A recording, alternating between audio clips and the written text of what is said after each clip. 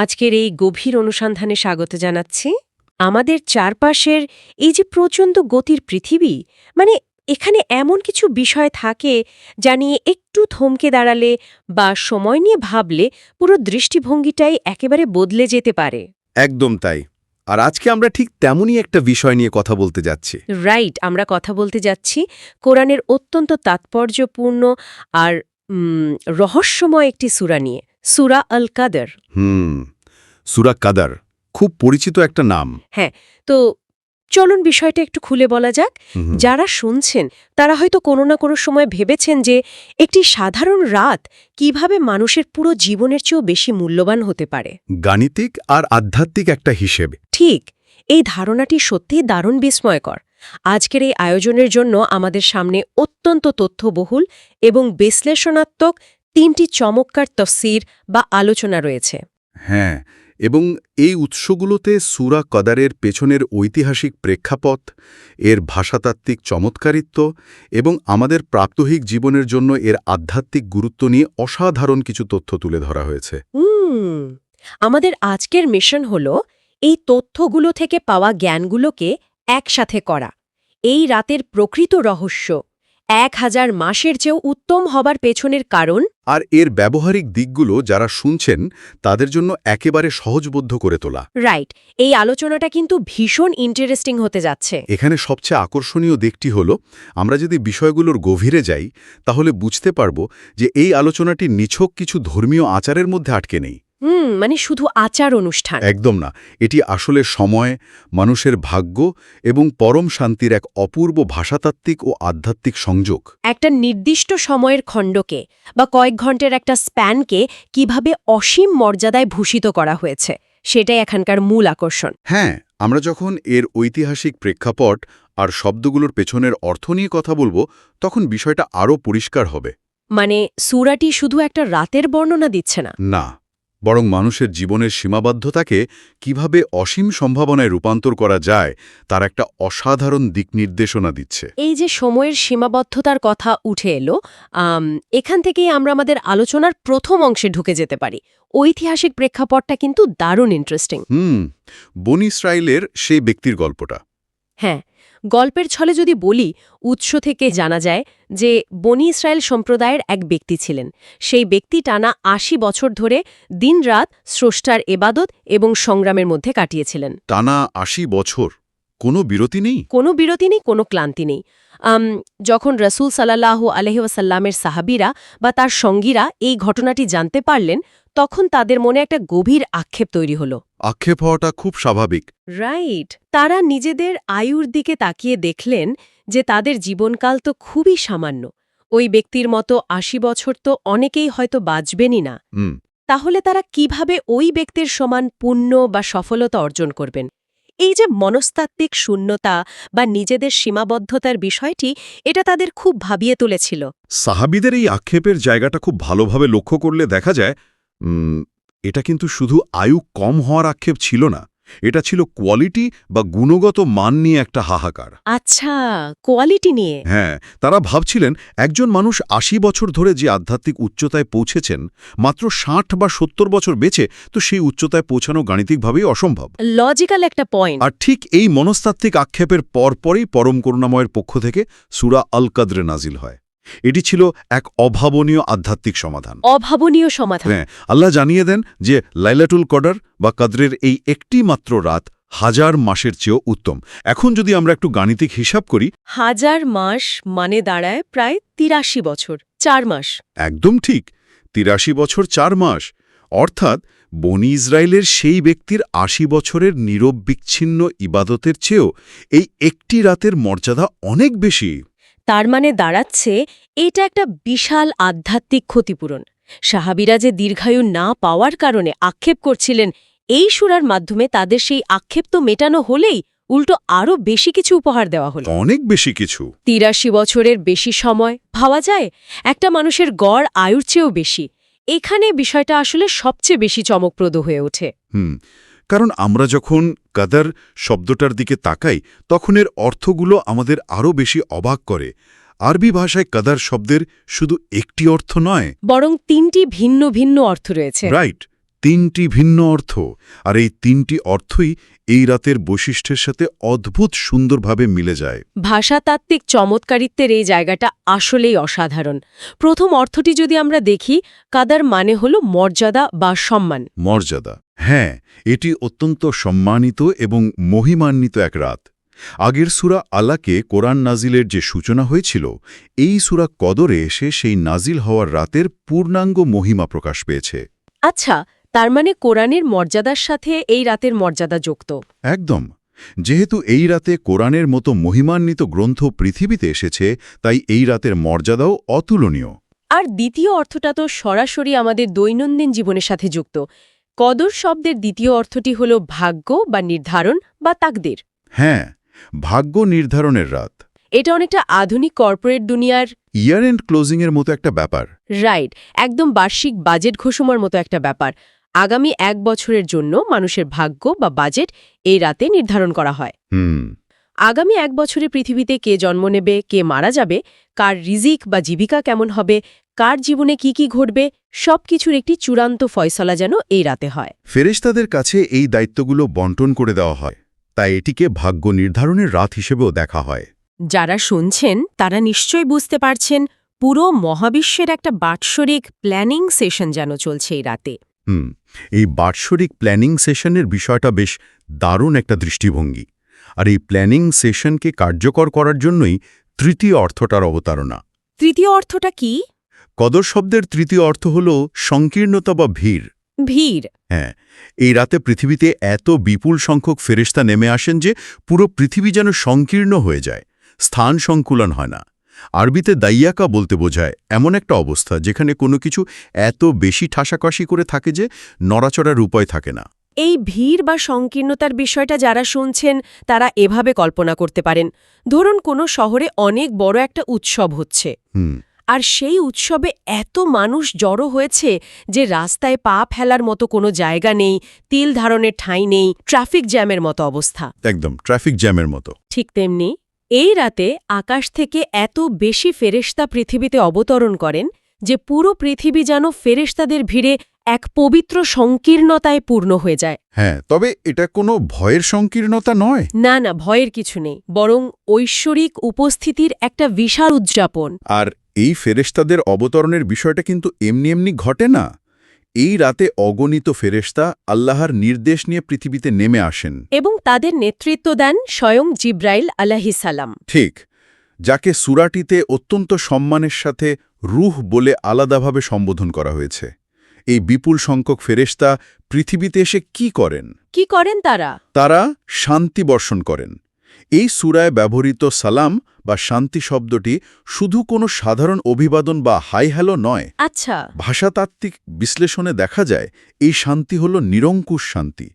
সূর্যাস্ত থেকে শুরু করে ফজর পর্যন্ত এই রাতটি হল সব ধরনের অমঙ্গল, ক্ষতি বা শয়তানের প্রভাব থেকে সম্পূর্ণ মুক্ত। কিন্তু এখানে একটা বিষয় ভাবার মতো, আধুনিক জীবনে আমরা প্রতিনিয়ত কতটা স্ট্রেস, উদ্বেগ আর অশান্তির মধ্যে দিয়ে যাই। সেটা তো বটে। সকালে ঘুম থেকে ওঠার পর থেকে শুরু করে রাতে ঘুমাতে যাওয়া পর্যন্ত কাজের চাপ, ভবিষ্যতের চিন্তা, অর্থনৈতিক অনিশ্চয়তা, সোশ্যাল মিডিয়ার নেতিবাচক প্রভাব, হাজারো রকমের মানসিক চাপ আমাদের ঘিরে রাখে। প্রতিনিয়ত একটা যুদ্ধের মতো অবস্থা। রাইট। এই সবকিছুর মধ্যে এমন একটি নিরঙ্কুশ শান্তির রাতের কনসেপ্ট কতটা স্বস্তিদায়ক হতে পারে সেটা ভেবে দেখেছেন কি? অসাধারণ স্বস্তিদায়ক। এমন একটি সময়ে যখন মহাবিশ্বের সবচেয়ে পবিত্র সত্তারা পৃথিবীতে এসে শুধু শান্তি আর নিরাপত্তার বার্তা ছড়িয়ে দিচ্ছেন।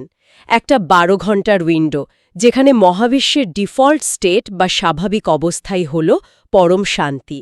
দৈনন্দিন জীবনের এই কোলাহলের মাঝে মানসিক এবং আধ্যাত্মিক দিক থেকে এটা একটা বিশাল প্রশান্তির জায়গা। হ্যাঁ, আধুনিক মানুষের এই মানসিক অস্থিরতার প্রেক্ষাপটে সালাম বা শান্তির এই ধারণাটি এক অসাধারণ থেরাপির মতো কাজ করে। থেরাপি, খুব সুন্দর একটা শব্দ ব্যবহার করেছেন। হ্যাঁ, এই রাতের প্রতিটি মুহূর্ত ক্ষমার এবং নিরাপত্তার। যখন ফেরেশতারা ইবাদতকারী মানুষদের পাশে এসে দাঁড়ান, তখন তারা মূলত ঐশ্বরিক প্রশান্তি নিয়ে আসেন। নিরবচ্ছিন্ন শান্তি। একদম। এটি এমন এক নিরবচ্ছিন্ন শান্তি যা ভোরের আলো ফোটা পর্যন্ত অব্যাহত থাকে। মানুষের ভেতরের যত কোলাহল, যত উদ্বেগ, সব যেন এই এক রাতের পরম শান্তিতে স্তব্ধ হয়ে যায়। তবে এখানে এসে মনে একটা খুব স্বাভাবিক কৌতূহল জাগে। এত গুরুত্বপূর্ণ একটি রাত, যে রাতের মর্যাদা ৮৩ বছরের চেয়েও বেশি, যে রাতে কর্পোরেট বাজেটের মতো পুরো বছরের ভাগ্য নির্ধারণ হয় এবং অবারিত শান্তি নেমে আসে, তাহলে এই রাতের নির্দিষ্ট কোনো তারিখ কেন স্পষ্টভাবে বলে দেওয়া হলো না? খুব ভালো একটা প্রশ্ন। ক্যালেন্ডারে রেড মার্ক করে রাখার মতো কোনো নির্দিষ্ট দিন কেন নেই? তারিখ গোপন রাখার পেছনের মনস্তত্ত্বটা খুব চমৎকার। এই রাতটিকে ইচ্ছাকৃতভাবেই গোপন রাখা হয়েছে রমজান মাসের শেষ দশকের বিজোড় রাতগুলোর মধ্যে। মানে ২১, ২৩, ২৫, ২৭ বা ২৯তম রাত। হ্যাঁ, এই রাতগুলোর মধ্যে এই রাতটিকে খুঁজতে হবে। এটি গোপন রাখার মূল উদ্দেশ্য হল মানুষ যেন অলস হয়ে শুধু একটি নির্দিষ্ট রাতের উপর নির্ভর করে বসে না থাকে। আচ্ছা, শুধু এক রাতের উপর ভরসা করে যেন বসে না থাকে। ঠিক। যদি তারিখটি জানা থাকত, তাহলে হয়তো মানুষ সারা বছর বা সারা মাস কোনো চেষ্টা না করে শুধু ওই একটা রাতে ইবাদত করে পার পেয়ে যেতে চাইত। শর্টকাট খুঁজত আর কি। একদম। এখানে আসলে জার্নি বা সন্ধান করার প্রক্রিয়াটাকে বেশি মূল্যায়ন করা হয়েছে। তার মানে এখানে শুধু প্রাপ্তিটাই মুখ্য নয়, বরং প্রাপ্তির পেছনের যে চেষ্টা, সেই জার্নি বা সফরটাকেও সমান গুরুত্ব দেওয়া হয়েছে। রাইট। মানুষ যেন আধ্যাত্মিক শর্টকাট খুঁজতে গিয়ে নিজেদের ভেতরের পরিবর্তনটাকে হারিয়ে না ফেলে। ঠিক। আর এই ভেতরের পরিবর্তনের জন্যই একটি গুরুত্বপূর্ণ শর্ত জুড়ে দেওয়া হয়েছে। সেটি হল ঈমান ও ইহতেসাব। ঈমান ও ইতিসাব। এর মানে হল প্রবল বিশ্বাস এবং সোয়াব বা পুণ্যের আশায় আত্মবিশ্লেষণ করা। শুধু রাত জাগলেই হবে না, বরং ভেতরের উদ্দেশ্যটা হতে হবে একদম খাঁটি। নিজের অতীত কাজের হিসাব নিকাশ করতে হবে। আত্মবিশ্লেষণ। হ্যাঁ, এই শর্ত পূরণ করে যদি কেউ এই রাত্রি কাটাতে পারে, তবে তার অতীতের সব গুনাহ বা পাপ ক্ষমা করে দেওয়া হয়। এটি যেন জীবনকে নতুন করে শুরু করার একটা দারুণ সুযোগ। বিষয়টা অনেকটা একেবারে ক্লিন স্লেট পাওয়ার মতো। একদম ক্লিন স্লেট। কিন্তু এখানে আরেকটা প্রশ্ন চলে আসে। এই যে রমজানের শেষ দিকে এসে আমরা একটা চরম আধ্যাত্মিক উচ্চতায় পৌঁছালাম, কদরের রাতের মতো একটা মহিমান্বিত রাত কাটালাম, এরপর কি হয়? এরপর তো স্বাভাবিক জীবনে ফেরা। হ্যাঁ, কিন্তু সাধারণত আমরা একটা বিশাল ড্রপ বা ক্র্যাশ ফেস করি। রমজান শেষ হওয়ার পর ঈদের আনন্দ আর দৈনন্দিন জীবনের ব্যস্ততায় সেই আধ্যাত্মিকতা যেন হুট করে উধাও হয়ে যায়। এই ধারাবাহিকতা ধরে রাখার কি কোনো উপায় নেই? এই যে পোস্ট রমজান ক্র্যাশ বা আধ্যাত্মিক শূন্যতার কথা এলো, এটা এড়ানোর জন্যই একটা দারুণ দিকনির্দেশনা দেওয়া হয়েছে উৎসগুলোতে। সেটা কি? রমজান শেষ হওয়ার পর ঈদের দিন পার করে শাওয়াল মাসে যদি কেউ ৬টি রোজা রাখে, তবে তার গুরুত্ব অপরিসীম। শাওয়ালের ৬ রোজা? হ্যাঁ, কেউ যদি রমজান মাসের পুরো রোজা রাখার পর শাওয়াল মাসে আরও ৬টি রোজা রাখে, তবে তা সারা বছর ধরে রোজা রাখার সমান সোয়াব বা পুণ্য এনে দেয়। সারা বছরের সমান? ঠিক। এটি মূলত ওই ধারাবাহিকতা বা কনসিস্টেন্সি ধরে রাখার একটি সুন্দর উপায়। এই বিষয়টাকে আমি একটা স্মার্ট ইনভেস্টমেন্ট হিসেবে দেখতে পছন্দ করি। স্মার্ট ইনভেস্টমেন্ট, দারুণ বলেছেন। একটু চিন্তা করে দেখুন, আপনি ১ মাস ধরে একটা কড়া রুটিনের মধ্যে পরিশ্রম করলেন, আর এরপর সেই রুটিনটাকে হঠাৎ করে না ভেঙে শুধু ৬টি দিন একটু অতিরিক্ত চেষ্টা করলেন। অনেকটা ওয়ার্কআউটের পর কুলডাউন করার মতো। আর এর রিটার্ন হিসেবে আপনি পেয়ে গেলেন পুরো ৩৬৫ দিনের সমান লাভ। হ্যাঁ, ১০০% সত্যি। আধ্যাত্মিক দুনিয়ার এই বোনাস বা সুযোগগুলো সত্যি অসাধারণ। এটি শুধু পুরস্কার নয়, বরং মানুষের জন্য তাদের জীবনকে আরও অর্থবহ এবং সুশৃঙ্খল করে তোলার চমৎকার কিছু কৌশল। এই স্মার্ট ইনভেস্টমেন্ট এবং কুলডাউনের বিষয়টা খুব প্রাসঙ্গিক। আসলে এই পুরো আলোচনাটির দিকে যদি আমরা তাকাই, তাহলে দেখব এটি একটি পূর্ণাঙ্গ প্যাকেজ, একটা কমপ্লিট প্যাকেজ। বনি ইসরায়েলের সেই ব্যক্তির দীর্ঘ ইবাদতের আক্ষেপ দূর করা থেকে শুরু করে কদরের রাতের হাজার মাসের শ্রেষ্ঠত্ব, ভাগ্য নির্ধারণের বার্ষিক প্রক্রিয়া, পৃথিবীতে ফেরেশতাদের আগমন এবং সবশেষে রমজান পরবর্তী শাওয়াল মাসের রোজার মাধ্যমে পুরো বছরের আধ্যাত্মিক পবিত্রতা ধরে রাখা। একদম সবকিছু মিলিয়ে এটি মানুষের মানসিক এবং আধ্যাত্মিক উন্নতির একটি সুনির্দিষ্ট গাইডলাইন। তাহলে এতক্ষণের এই আলোচনার নির্যাস আসলে কি? আমরা যদি একটু পেছন ফিরে তাকাই, আমরা দেখলাম কিভাবে একটি মাত্র রাত মানুষের ৮০ বছরের নিরবচ্ছিন্ন ইবাদতের আক্ষেপকে মিটিয়ে দেয়। হ্যাঁ, আমরা জানলাম কদর শব্দের ৩টি চমকপ্রদ অর্থ, কিভাবে এই রাত একই সাথে মর্যাদার, ভাগ্য নির্ধারণের বার্ষিক বাজেটের এবং ফেরেশতাদের বিপুল উপস্থিতিতে ট্রাফিক জ্যামের মতো সংকীর্ণ হয়ে যাওয়া এক পবিত্র রাত রাইট। আমরা অনুভব করার চেষ্টা করলাম সেই নিরঙ্কুশ শান্তির মুহূর্তগুলোকে যখন জিব্রাইল আলাইহিসসালামের নেতৃত্বে অগণিত ফেরেশতা পৃথিবীতে নেমে এসে আমাদের ওপর শান্তি বর্ষণ করেন। পরম শান্তির মুহূর্ত। আর জানলাম কেন এই রাতটিকে গোপন রাখা হয়েছে এবং কিভাবে শাওয়াল মাসের ৬টি রোজা আমাদের সারা বছরের জন্য একটি স্মার্ট আধ্যাত্মিক ইনভেস্টমেন্ট হতে পারে, যাতে আমরা হঠাৎ করে পথ হারিয়ে না ফেলি। এই তথ্যগুলো শুধু জানার জন্য নয়, যদি আমরা আমাদের বৃহত্তর জীবনের সাথে একে যুক্ত করি তাহলে দেখব আমাদের আয়ু খুবই সীমিত। খুবই সীমিত। এই সীমিত সময়ের মধ্যে কিভাবে আমরা অসীম সম্ভাবনাকে কাজে লাগাতে পারি, কিভাবে আধ্যাত্মিক দিক থেকে নিজেদের সর্বোচ্চ চূড়ায় নিয়ে যেতে পারি, এই সূরাটি তারই একটি চমৎকার রূপরেখা। চমৎকার। এটি আমাদের মনে করিয়ে দেয় যে সময়ের পরিমাণ সবসময় আসল কথা নয়, বরং সময়ের গুণগত মান বা কোয়ালিটি অনেক বেশি গুরুত্বপূর্ণ। একটি সঠিক মুহূর্ত, সঠিক নিয়ত এবং সঠিক প্রচেষ্টা পুরো জীবনের চেয়েও বেশি মূল্যবান হতে পারে। সময়ের কোয়ালিটি বা গুণগত মান, এই কথাটাই আজকের আলোচনার সবচেয়ে বড় টেকঅ্যাওয়ে। আমরা আমাদের আয়োজনের একেবারে শেষে চলে এসেছি। হ্যাঁ, সময় প্রায় শেষ। তবে বিদায় নেওয়ার আগে যারা শুনছেন তাদের জন্য একটি নতুন এবং গভীর ভাবনার বিষয় ছেড়ে যেতে চাই। আমরা এতক্ষণ জানলাম যে এই এক রাতের গভীর আধ্যাত্মিকতা এবং পরম শান্তি ৮০ বছরের যান্ত্রিক বা রুটিন মাফিক ইবাদতের চেয়েও বেশি শক্তিশালী হতে পারে। একটু ভেবে দেখুন তো, আমরা আমাদের জীবনে কতগুলো বছর স্রেফ পার করে দিচ্ছি কোনো রকম গভীরতা ছাড়া। অনেক সময় আমরা শুধু পার করে দিই। আমরা হয়তো দিনের পর দিন, বছরের পর বছর অপেক্ষা করছি কোনো একটা বিশাল পরিবর্তনের জন্য, কোনো একটা বড় অর্জনের জন্য। কিন্তু আসলে কি দীর্ঘ সময়ের এই শূন্য অপেক্ষা আমাদের কোনো কাজে আসছে? এটা খুব ভাবনার একটা বিষয়। নাকি আমরা চাইলেই আমাদের জীবনের সাধারণ মুহূর্তগুলোকে গভীর মনোযোগ, আত্মবিশ্লেষণ আর একনিষ্ঠতার মাধ্যমে কদরের রাতের মতো তাৎপর্যপূর্ণ করে তুলতে পারি? ঠিক। হয়তো আমাদের একটা মুহূর্তের পরম আত্ম উপলব্ধি আমাদের জীবনের হারিয়ে যাওয়া হাজারো মাসের শূন্যতাকে এক নিমিষেই পূর্ণ করে দিতে পারে। সময় আসলে ঘড়ির কাঁটায় মাপা যায় না, মাপা যায় আমাদের উপলব্ধির গভীরতায়। অসাধারণ একটা চিন্তা।